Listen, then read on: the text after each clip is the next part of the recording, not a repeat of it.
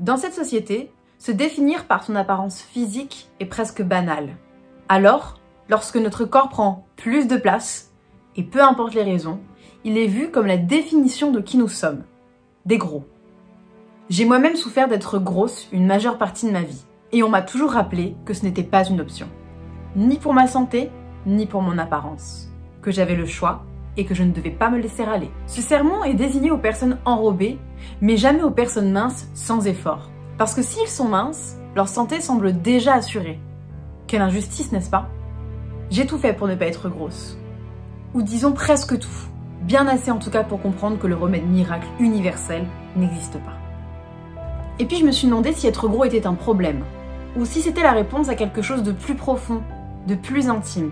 Si mon corps était plutôt mon ami pour me passer un message, ou plutôt mon ennemi, que je dois rejeter et détester s'il n'obéit pas à mes ordres. Puis je me suis demandé si j'avais le droit de m'aimer tel que je suis. Oui, je me le suis demandé depuis des années, mais on me disait que je me cherchais derrière des excuses pour abandonner.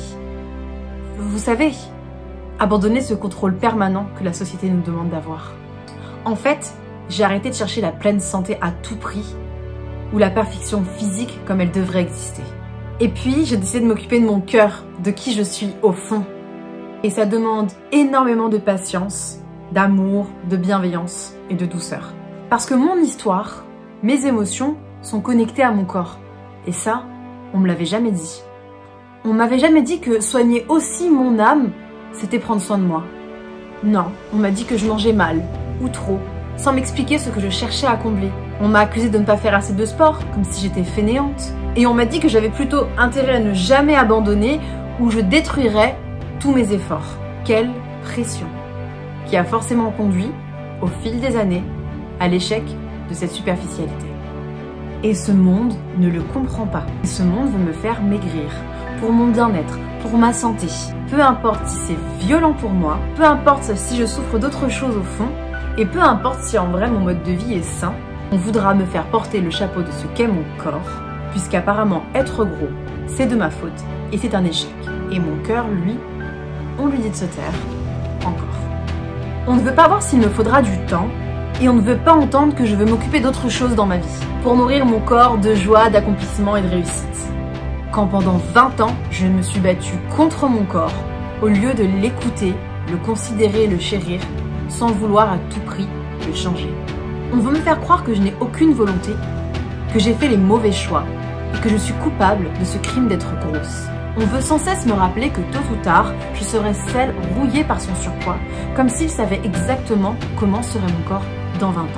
Parce que pour la société, s'aimer maintenant, tel que l'on est, c'est abandonner de vouloir changer.